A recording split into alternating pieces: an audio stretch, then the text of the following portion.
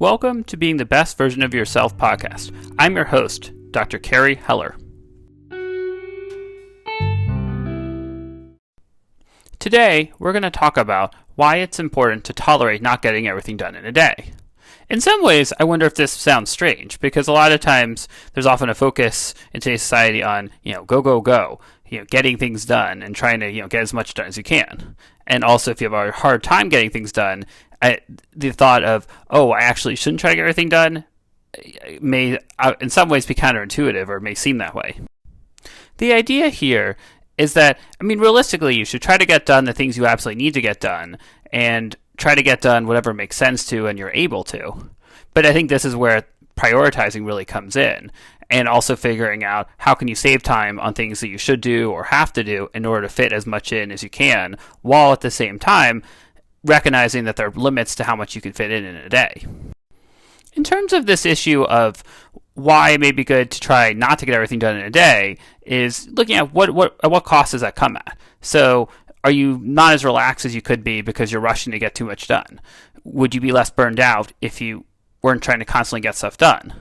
Would you get a greater sense of accomplishment for the things that you're doing, rather than feeling like no matter what you do, you can't seem to get everything done, and then you don't get that sense of accomplishment or positive feeling? Again, everyone's different, but these are maybe some common things to think about.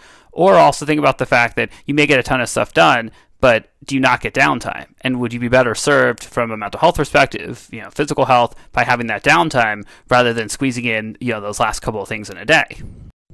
In order to achieve this idea of tolerating not getting everything done in a day, you has to be a balance. Because on the one hand, you have to get stuff done that you need to get done or should get done, but at the same time, figure out how do you prioritize those things and still take downtime.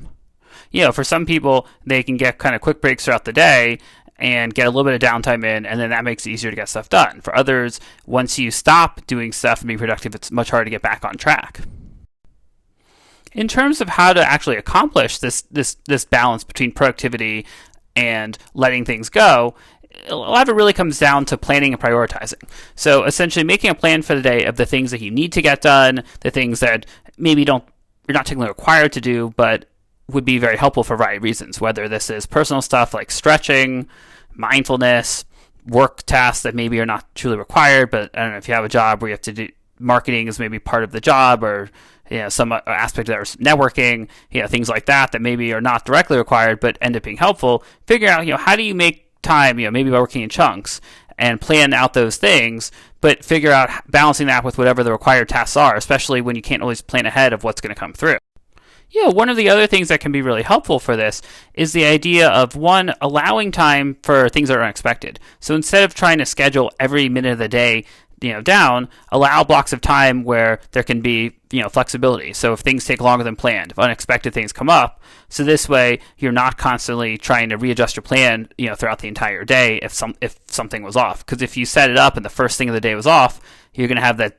Nothing's going to work exactly the way you have it planned for the rest of the day. And so that's why with planning, you really need flexibility. Carving out time for, downtime and other things that are important, is also really crucial. But same thing even with sleep. If you just leave sleep or downtime to whatever time's left over, chances are, especially in adult life, there's almost always something you could be doing. Whether it's, cleaning up the kitchen, organizing a cabinet, there's always something that you could be doing more. But if you're always focused on, let me just get this done so it doesn't pile up, that may be a good mechanism towards not procrastinating. But on the other hand, because in adult life there's so much that there's always more to do, sometimes it can be hard then to get to that point where you can say to yourself, let me just not get this thing done that's maybe not required, not a big deal, and I will do it later. If you're going to do that, maybe the idea then is have an actual plan of when you're going to do it.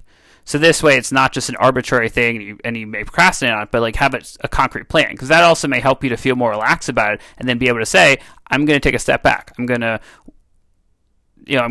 work till X time, and then I'm going to have downtime. And during downtime, maybe I'm going to play a game, do something on my phone, whatever it is, but carve that time out into your day.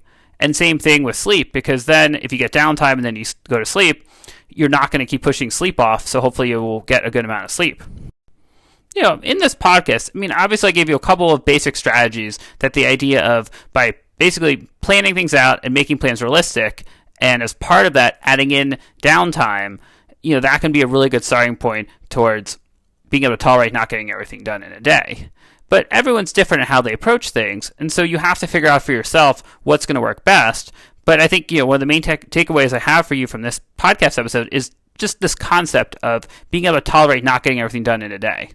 Because, in adult life, there's almost always something more you could be doing. So figuring out a delicate balance and also being comfortable with this idea of saying, I'm not going to, clean up the kitchen, or I'm not going to do this, I'm not going to do that in this moment, because I'm going to keep pushing myself, and then I'm going to be more stressed out, I'm not going to be as relaxed, and in turn, you're actually going to probably be less productive down the line by doing that. So I think being able to just take that step back and say, it's okay, I'm going to leave this for now, but I have a plan on how I'm going to accomplish it, will help a lot in ultimately getting the stuff done that you need and want to, but still having that balance to be able to have downtime. And in general, just time for yourself, or to do things that are important in terms of self-care. I hope that this episode is helpful to you in really getting you thinking about this idea of the balance between being productive and taking downtime and time for yourself. Until next time, I'm Dr. Kerry Heller.